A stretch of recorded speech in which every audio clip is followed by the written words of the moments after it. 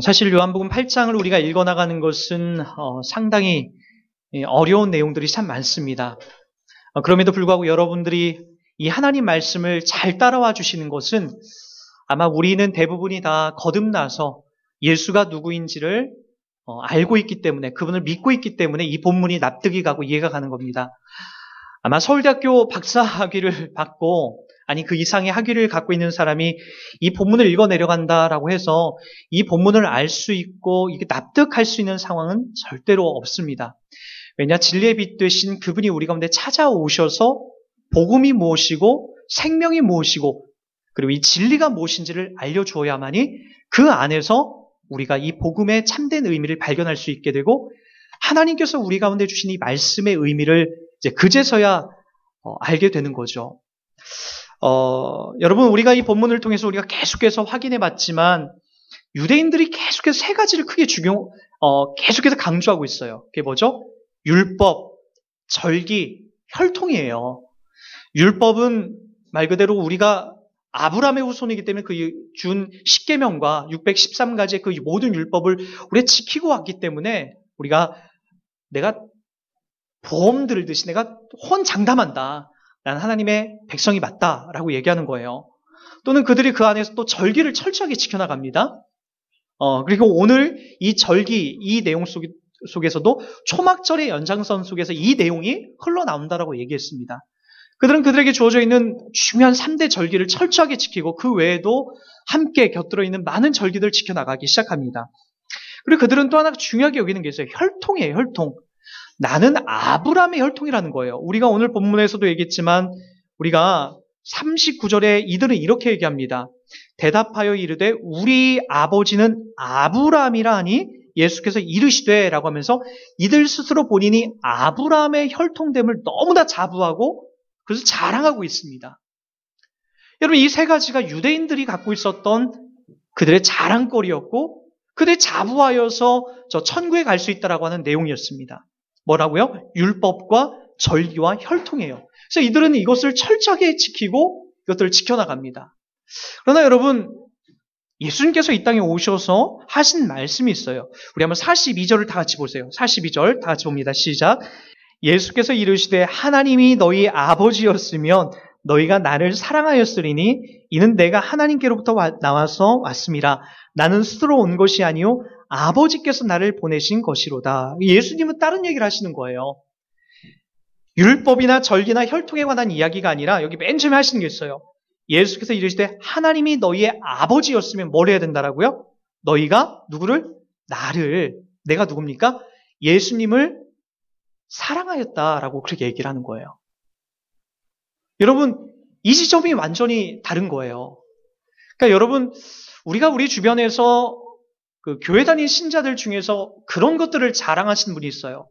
이렇게 기도를 나는 뭐 한 2시간, 3시간을 해. 난 성경을 한 100독이 해. 난 지금까지 한 500독을 했어. 어느 목사님한테 제가 그렇게 받았던 거예요. 또 어떤 목사님이 예전에 그 명함 하나를 전달해 주셨는데 그런 이야기가 써 있어요. 금식기도 4회, 40일 금식기도를 그러니까 총 4번을 했다라고 하는 그 명함을 제가 한번 이렇게 전달받은 적이 있어요. 귀한 거죠.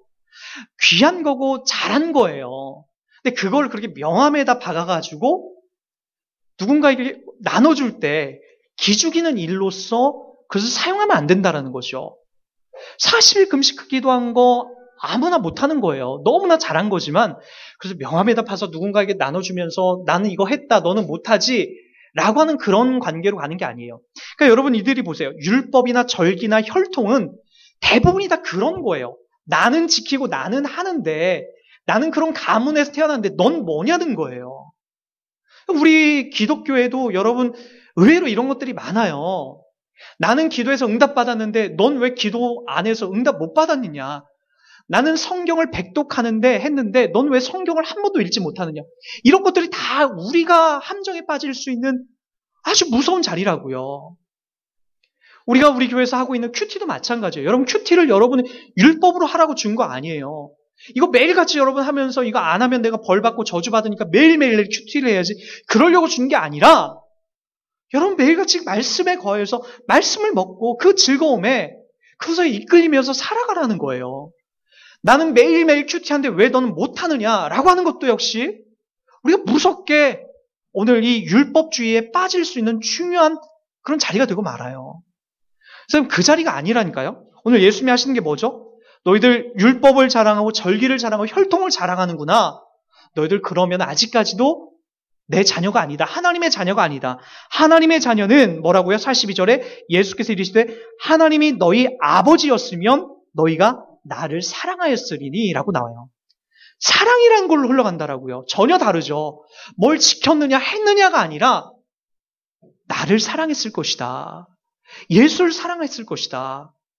그 내용으로 흘러간다라고요.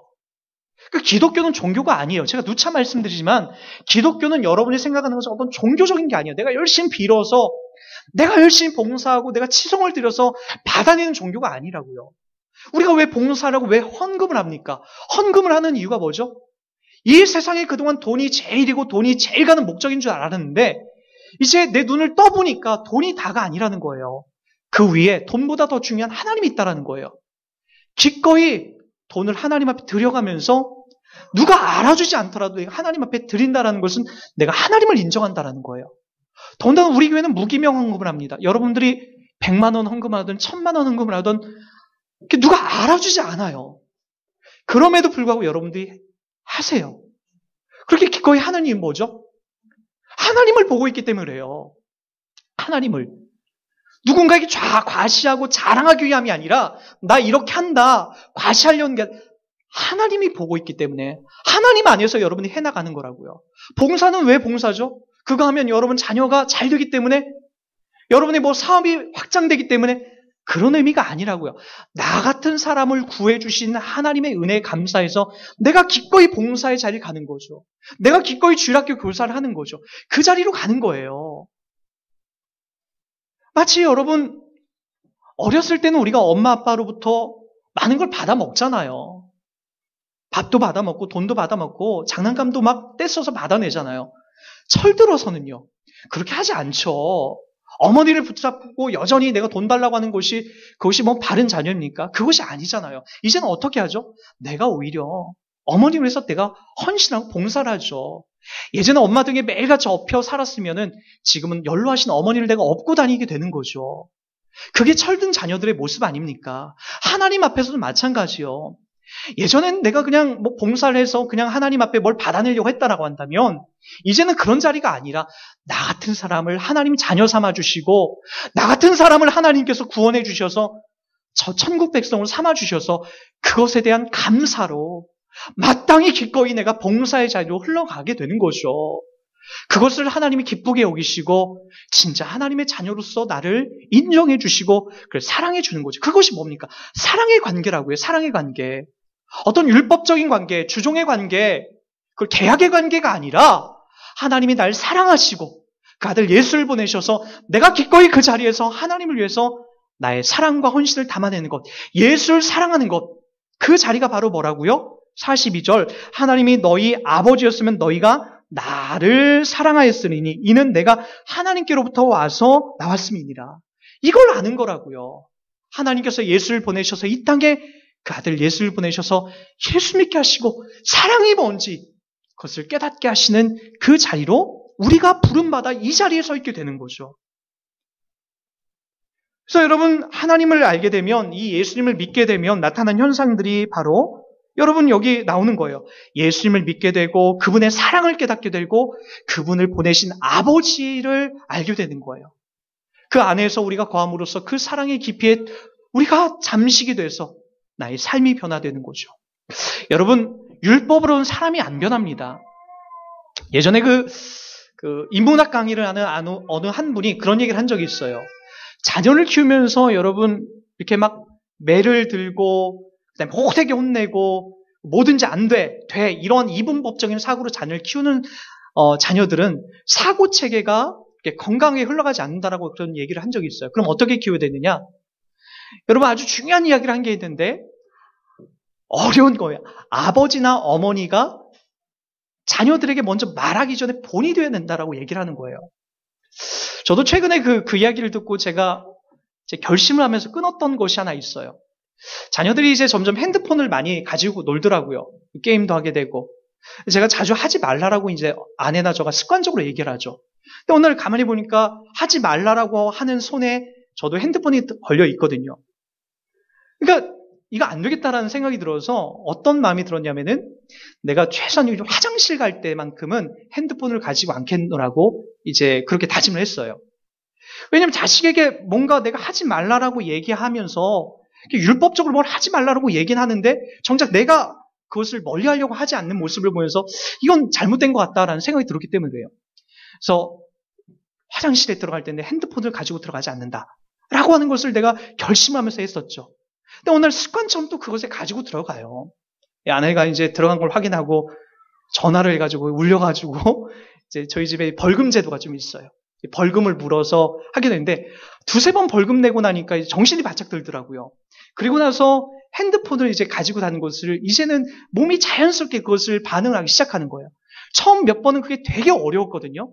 근데 지금은 이제 그것이 자연스러워요. 핸드폰을 안 가지고 들어가도 이제 충분히 여유 있게 즐겁게 이렇게 일들을 보고 나올 수 있게 돼요. 여러분, 그것이 바로 사랑이기 때문에 그것이 바뀌어져 가고 변하게 되는 거예요. 자식을 사랑하는 마음, 그 내용이 그렇게 바뀌게 되는 거죠. 하나님께서도 마찬가지라고요. 우리를 사랑하는 것을 단순히 율법을 잘 지켜라, 무엇을 행하지 마라, 그 정도의 이야기가 아니라 그분을 내어주셨어요. 십자가에서 여러분들을 위해서 자신을 내어주시고 여러분을 죽여내시고 자기를 죽여내시고 여러분을 살려내신 그 자리가 십자가의 자리라고요. 사랑으로서만 우리가 변화될 수 있기 때문에 하나님은 그렇게 하신 거예요. 절대로 인간은 사랑이 아니고선 바뀌지 않아요. 여러분, 사랑을 해야만이 바뀌게 되는 거예요. 그 지지리도 말했던 청개구리도 어머니가 죽게 되자, 사랑의 어머니를 깨닫게 되자 그제서야 나중에 그 변환돼서 어머니 말을 듣고 이제 그렇게 행하지 않습니까? 물론 어머니는 내가 죽게 되면 또 반대로 할 거라고 또 개울가에 묻으라고 했지만 어쨌든 여러분, 사랑이라는 것이 바로 이러한 일들로 삶을 바꿔가게 되는 거예요. 여러분은 또 마찬가지. 하나님의 사랑이 여러분에 있기 때문에 변화되는 거지 다른 어떤 것이 여러분들을 변화시키고 바꿔가는 게 아니라고요. 그 사랑의 이야기가 요한복음 3장 16절로 이렇게 나오고 있죠. 하나님이 세상을 이처럼 사랑하사요. 어떻게? 이처럼 사랑하사 뭘 하셨다? 독생자를 주셨다라는 거예요. 여러분들을 얼마만큼 사랑하셨는지 아들 예사, 독생자, 저 하늘에 계신 독생자 예수를 이 땅에 보내주시고 그리고 그분을 십자가에 못 박혀 죽이시기까지 우리를 사랑하고 우리를 그 사랑 안으로 끌어당겼다는 거예요. 그것이 바로 하나님께서 우리 가운데 주신 사랑의 실체이고 내용이 되고 있는 거죠. 그 사랑 때문에 저 같은 이런 바보 멍청이 같은 저 같은 사람도 변화되어 있는 거예요. 저 같은 사람, 이런 모자리 같은 사람들도 변화되어서 하나님의 자녀로서 이 자리에 서서 여러분의 말씀을 전하는 것 아닙니까? 하나님의 그 사랑이 아니면 저 같은 사람이 어떻게 변화가 되고 저 같은 사람이 어떻게 바뀌어서 여러분 앞에 설 수 있게 되겠습니까? 그 사랑이 우리를 변화시키게 되는 거죠. 그러나 여러분, 오늘 주님께서 하시는 말씀은 그거예요. 우리는 이렇게 하나님의 사랑으로 인해서 변화되고 바뀌어져 가는데 깨닫지 못하는 자들이 있다는 거예요. 43절, 44절 다 같이 보세요. 어찌하여 내 말을 깨닫지 못하느냐? 이는 내 말을 들을 줄 알지 못함이로다. 너희는 너희 아비 마귀에게서 났으니 너희 아비의 욕심대로 너희도 행하고자 하느니라. 그는 처음부터 살인한 자요 진리가 그 속에 없으므로 진리에 서지 못하고 거짓을 말할 때마다 제 것으로 말하나니 이는 그가 거짓말쟁이요 거짓의 아비가 되었음이니라. 여기 여러분, 그 예수님의 사랑 안에 거하지 않는 사람은 누구라고 얘기하냐면은 마귀의 자녀라고 얘기합니다. 사실 우리도 원래는 마귀의 자녀였어요. 납득이 안 가실런지 모르지만 우리는 마귀의 자녀였다는 것을 인정하셔야 됩니다. 여러분 기분 나쁘죠? 마귀의 자녀라고 하면. 내가 왜 마귀의 자녀죠? 근데 우리는 여러분 조금만 생활해보면 본능적으로 우리는 거짓말하기를 좋아하고 본능적으로 우리는 누구를 죽이는 걸 좋아해요. 그래야 내가 살 수 있거든요. 본능적으로 누군가를 속이는 것을 우리는 즐겨합니다. 과장하는 걸 즐겨하고요. 다른 누군가를 마음 아프게 하는 것을 우리는 그것을 즐겨합니다. 왜요? 내가 살아야 되기 때문에. 그것이 마귀의 속성이라고 얘기합니다. 여러분, 마귀는 원래 어떤 존재인지 아십니까? 마귀라는 것은 원래 사탄, 마귀는 동격이에요. 그리고 단수죠. 마귀와 사탄은 이제 하나예요. 성경에서 말한 옛뱀, 이제 그런 존재로 등장하죠. 이건 한 마리입니다. 한 마리. 마귀는 한 마리예요. 근데 그를 추종하는 귀신들은 복수형을 씁니다. 항상 성경은 귀신들 할 땐 복수형을 써서 많은 무리들을 말하는 거고요. 마귀, 사탄은 단수형을 써서 이제 똑같은 존재, 한 마리로 이제 정의를 합니다. 근데 그 마귀, 사탄이 여러분 다 알다시피 이렇게 무서운 뿔을 달고 여러분들을 막 이렇게 막 이빨을 물고 와서 여러분 물러 삼키는 그런 무시무시한 장면으로 등장하지 않아요. 우리가 창세기를 통해서 다 봤듯이 마귀는 상당히 광명한 천사로 변장을 해서 여러분들의 가장 연약한 부분들을 건드리기 시작합니다. 맨 처음 아담과 하와이도 그랬죠. 그의 눈에 보이는 안목의 정욕, 선악과를 알게 하는 그 나무를 따먹으면 자기가 하나님처럼 될 거라는 그런 마귀의 유혹에 그만 인간이 넘어지고 맙니다. 인간이 가장 연약한 그 자리를 유혹하는 것이 마귀예요. 그래서 여러분, 마귀는 무시무시하게 여러분 이빨 막 크게 막 달고 10cm짜리 이빨 끼고 여러분이 오지 않아요. 가장 광명한 천사로 여러분의 연약한 부분들을 매일같이 건드리기 시작하는 거죠. 그 자리에서 우리는 매일같이 절망하고 좌절합니다. 그러니까 우리는 원래 하나님의 자녀였지만 마귀가 우리를 그 자리에서 유기하여 속여서 끄집어 간 거예요. 그래서 우리도 다 거짓말쟁이요, 마귀에서 태어난 자로서 우리가 그 자리에 서 있게 되는 거죠. 마치 여러분 그거 아세요? 작년 이맘때에 여러분 우리 그 뉴스에 10월 달 그 초반에 아주 끔찍한 뉴스가 하나 터진 게 있었어요. 우리는 뭐 요즘엔 너무 무서운 뉴스들이 많이 지나가니까 금방 그것을 까먹어요. 그 추소연 사건이라고 그 장소 아주 그 입양당한 아이였어요. 그 소래포구에서 아이가 실종이 됐다라고 해서 그 아주 뉴스에 떠들썩했었죠. 그래서 소래포구에서 그 아이를 찾자라고 전단지가 붙여지고요. 막 그랬던 적을 여러분 아실 거예요. 근데 알고 보니까 소래포구에 이 6살짜리 아이가 간 적이 없어요. 알고 보니까 이 아이를 입양한 양 엄마와 양 아버지가 이 아이를 학대하기 시작한 거예요. 학대 정도가 어떤 거였냐면 약 한 달 전에 어린이집을 못 가게 하고 집에 그 베란다에 이제 추워지는 여름이 시즌이 끝나고 추워지는 가을로 들어가는 그 시즌에 베란다에 가둬놓은 거예요.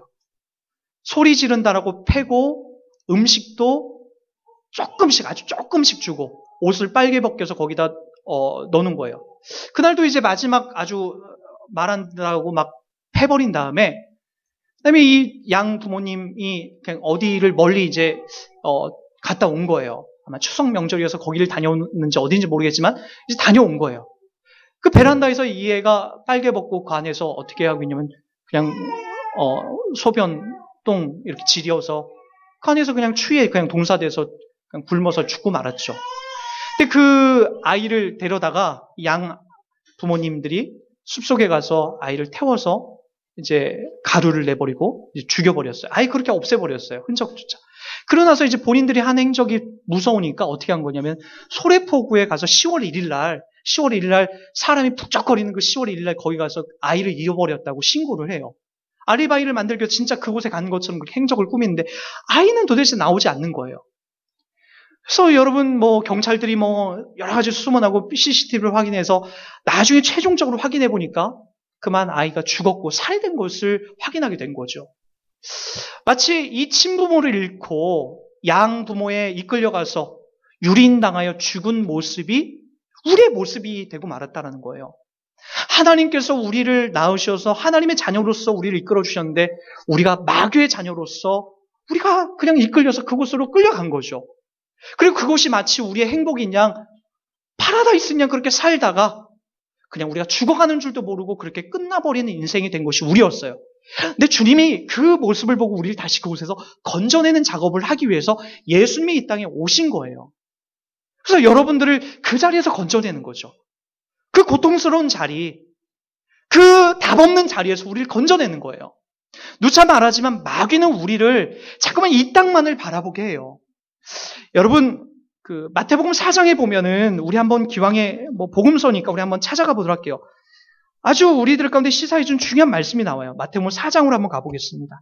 4장 1절부터 11절까지 말씀을 제가 한번 읽어드릴게요. 그때 예수께서 성령에게 이끌려 마귀에게 시험을 받으러 광야로 가사 40일을 밤낮으로 금식하신 후에 줄이신지라. 시험하는 자가 예수께 나와 이르되 내가 만일 하나님의 아들이거든 명하여 이 돌들을 떡덩어리가 되게 하라. 예수께서 대답하여 이르시되 기록되었을 때 사람이 떡으로만 사는 것이 아니요 하나님의 입으로 나오는 모든 말씀으로 살 것이니라 하였느니라 하시니, 이에 마귀가 예수를 거룩한 성으로 데려다가 성전 꼭대기에 세우고 이르시되 내가 만일 하나님의 아들이거든 뛰어내리라. 기록되었을 때 그가 너를 위하여 그의 사자들을 명하시리니 그들이 손으로 너를 받들어 발이 돌에 부딪히지 않게 하리로다 하였느니라. 예수께서 이르시되 또 기록되었을 때 주 너의 하나님을 시험하지 말라 하였느니라 하시니, 마귀가 또 그를 데리고 지극히 높은 산으로 가서 천하 만국과 그 영광을 보여 이르되 만일 내게 엎드려 경배하면 이 모든 것을 내게 주리라. 예수께서 대답하시되 사탄아 물러가라. 기록되었을 때 주 너의 하나님께 경배하고 다만 그를 섬기라 하였느니라. 이에 마귀는 예수를 떠나고 천사들이 나와 수종드니라. 자, 이 본문 말씀을 보면서 여러분들이 좀 이렇게 의심해야 될 것이 하나가 있어요. 그게 뭐냐면은, 마귀는 예수님을 시험할 수 있는 존재인가? 이걸 먼저 한번 따져봐야 돼요. 마귀와 예수님은 그러면은 이렇게 싸워서 때로는 마귀가 이길 수도 있고, 때로는 예수님이 이길 수도 있는 그런 존재인가? 우리 그걸 한번 먼저 의심해 봤으면 좋겠습니다. 왜 예수님이 여기서 이 땅에 오셔서 왜 시험을 받아야 했을까요? 한번 여러분 잘 따져보세요. 예수님은 이 이후에 마귀를 명하여서 마귀를 꾸짖어서 꼼짝도 못하게 만들어 놓습니다. 오히려 예수를 보자마자 귀신 마귀가 막 자지러지고 막 그런 일들이 벌어져요. 근데 유독 이 부분에서는 마귀가 기세가 등등해서 예수님을 시험합니다. 왜 그랬을까요? 오늘 본문에 어떻게 시작이 되죠? 그때 예수께서 성령에게 이끌려 마귀에게 시험을 받으러 광야로 가사, 마귀가 와서 예수를 시험한 게 아니에요. 누가? 예수가 성령에게 붙들려서 성령님이 이끌어가서 어디에게? 마귀가 있는 광야로 가서 곳에 시험을 받았다라는 거예요. 왜 예수님이 이 일을 꼭 하셔야만 했을까요? 그리고 예수님은 참 희한하게도 여기 보세요. 4절 기록되었을 때 사람이 떡으로만 사는 것이 아니요 하나님의 입으로 나오는 말씀으로 살 것이라고 하는 이 말씀, 그리고 7절에 주 너의 하나님을 시험하지 말라 하였느니라. 그리고 10절 보세요. 주 너의 하나님께 경배하고 다만 그를 섬기리라 하였느니라. 다 이 말씀을 어디에 있는 말씀을 인용하는지 아세요? 여러분 이 말씀이 다 신명기서에 있는 말씀이에요. 신명기는 어떤 말씀을 담고 있죠? 모세가 광야의 여정을 다 지나고 와서 마지막 모압 평지에 올라서 저 가나안 땅을 보면서 이스라엘 백성들을 바라보면서 마지막 고별 설교를 한 것이 신명기예요. 고별 설교를 하면서 어떤 내용을 담았을까요? 야, 이스라엘 백성들아, 지난 40년 동안 우리가 이끌어온 이 광야의 여정을 좀 봐라. 우리가 어떻게 왔냐? 너희가 얼마나 하나님 앞에 배신을 하고 우상을 만들어서 이것이 우리 하나님이다라고 했더냐? 광야에서 너희들 먹을 것 입을 것 없다라고 얼마나 하나님 앞에 보채고 우상을 따라가려고 했더냐? 이 광야 가운데서 너희들 얼마나 서로 높은 척하면서 서로 밟아서 내가 참된 하나님이다라고 하면서 너희들 하나님을 밟아서 올라가려고 했더냐? 그 이야기를 지금 하는 거예요. 예수님이 오늘 하셨던 말씀은 다 신명기서 모세가 했던 이야기를, 모세가 이스라엘 백성들에게 했던 이야기를 지금 끌어다가 마귀를 쫓고 있는 장면이에요. 무엇을 말하려고 하는 거죠? 이스라엘 백성들이 구약을 걸어오면서 그들은 다 실패합니다. 어떻게 실패하죠? 실패했다는 증거가 뭐예요? 애굽에서 나온 20세 이하의 사람만 가나안 땅에 들어가고 이후의 사람들은 다 광야에서 죽게 돼요. 왜요? 그들이 광야에서 어떤 일이 벌어지게 되죠? 하나님이 진짜 우리와 함께하는 건가? 이 사막의 여정을 걸어가고 있는데 하나님이 진짜 나와 함께하고 있는 것 맞나? 라고 하는 것으로 하나님 앞에 삿대질했어요. 그래서 그들은 때때로 하나님이 우리와 함께하고 있는 것 같지 않아. 이 광야의 여정을 왜 하나님이 나에게 걷게 하는 건지 도통 이해가 가지 않아서 그들이 만들어냈던 것이 황금송아지였어요. 자, 눈에 보이지 않는 하나님이 아니라 이제 눈에 보이는 이 황금송아지 우리 하나님이다. 그것을 몇 번이나 만들어냈는지 아십니까? 2번이나 만들어낸. 이스라엘이 광야의 여정을 걸면서 철저히 하나님 앞에 불신앙적인 요소를 만들어냅니다. 먹는 것 앞에 그들은 시험에서 넘어지게 되고요. 우상 문제 앞에서 넘어지게 되고 그들이 다른 사람보다 더 월등하고 우월하다라고 하는 자만의식에 빠져서 그렇게 멸망과 절망의 거리를 걷습니다. 그럼에도 불구하고 하나님은 그들을 포기하지 않고 결국에 가나안 땅으로 그들을 이끌어가서 오늘 신명기서 모세에 의해서 그들에게 고별 설교를 전하게 합니다. 그런데 여러분, 실패한 이스라엘 백성들을 대신해서 오늘 보세요. 예수님이 어디를 들어가시는 거예요? 이스라엘 백성들이 걸었던 광야로 들어가시는 거예요. 40일을 금식했다는 게 어떤 걸 의미하는지 아십니까? 40년의 이스라엘 백성들이 광야의 여정을 걷는 것과 똑같은 거예요. 40일을 고통 속에서 예수님도 금식하면서 40년을 살아낸 이스라엘 백성들과 똑같이 그 길을 지금 걸어가시고, 그리고 그 가운데서 시험 오는 어떤 시험입니까? 이 돌이 떡덩이가 되게 해봐라. 먹는 것 앞에. 뛰어내려 봐라. 하나님의 기적과 이적 나와 함께하는지를 시험하는 그 문제 앞에. 그리고 세 번째, 지극히 높은 산으로 올라가서 천하만국의 영광을 보여주면 내게 절하면 이거 다 너한테 주겠다. 라고 하는 부귀와 영광, 천하만국의 모든 권세를 누릴 수 있는 그 자리, 이스라엘 백성들이 실패했던 그 자리에 예수가 가서 그것을 다 어떻게 하는 겁니까? 실패했던 그 자리를 엎어놓고 성공하는 거예요. 마귀가 유혹하고 넘어뜨렸던 그 광야의 여정을 예수님께서 엎어놓으시는 거예요.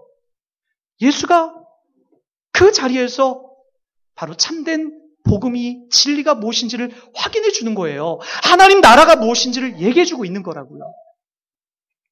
마귀는 여기서 절망을 하고 물러갑니다. 그리고 예수를 믿는 것이 어떤 것인지 우리들에게 이야기해 주고 있는 중요한 자리가 바로 이 자리예요. 마귀는 여러분들에게 계속적으로 그렇게 속이고 넘어갑니다. 뭐요? 이 세상에 있는 것이 다다. 눈에 보이는 이 세상이 전부다. 그러니 이 세상에서 잘 먹고 잘 살아야 된다. 그것이 마귀가 주는 여러분들에게 가장 매일매일 넘어뜨리는 거예요. 이 세상만 보면 전부다. 이 세상에서 우리가 성공하고 다른 사람 짓밟아 올라가면 그것이 성공이다 라고 얘기를 하는 거예요. 나 오늘 주님께서 뭘 얘기하는 겁니까? 그것이 다가 아니다라는 거예요. 예수가 지금 하는 말씀이 뭐죠? 나를 믿어야 된다. 나를 따라야 된다. 내 안에 거해야 된다. 진리를 알아야 된다. 하나님의 사랑이 무엇인지 알아야 된다. 그것이 우리를 바꾸는 유일한 근거요, 유일한 생명이다라고 이야기를 하고 있는 거죠. 여러분, 예전에 저희 시골에 계신 목사님이 그런 일들을 했었어요. 매일 그 목사님은 11시만 되면은 낮 11시만 되면 교회에서 이렇게 기도를 하셨어요. 사모님과 함께. 근데 어느 날, 그날도 똑같이 이렇게 교회에 오셔서 기도하시는데 바로 교회 바깥에 무당집이 하나 있어요. 저 한 100m 정도 떨어진 곳에. 그 무당집에 굿소리가 막 들리더라는 거예요. 목사님은 이제 11시마다 기도하시고 또 저 굿소리가 나니까 하나님 저 악한 마귀를 좀 물리쳐 주십시오라고 이렇게 기도하면서 하고 있는데 한참 지나고 나니까 무당 굿소리가 딱 끊어진다는 거예요. 무당이 바깥에 나와서 목사님이 기도를 다 끝내고 사모님 나오는 그 장면을 멀끔히 이렇게 보고 있다는 거예요. 왜 나중에 와서 이제 그 이야기를 하는데 목사님 제발 내가 굿할 때는 기도 좀 안 했으면 좋겠다라고. 이 답이 안 나온다라고. 점 보러 오는 사람들의 그 답이 안 나온다라고. 그런 얘기를 하는 거예요. 목사님이 허허 웃으면서 그냥 들어가시고 계속해서 기도했는데 결국엔 그 무당집이 얼마 못 가고 다른 지역으로 저 산꼭대기로 먼 곳으로 이사를 갔어요. 여러분, 하나님과 우리가 예수 믿는 것과 마귀와 이렇게 대결하는 구도가 아니에요. 마귀는 지는 존재예요.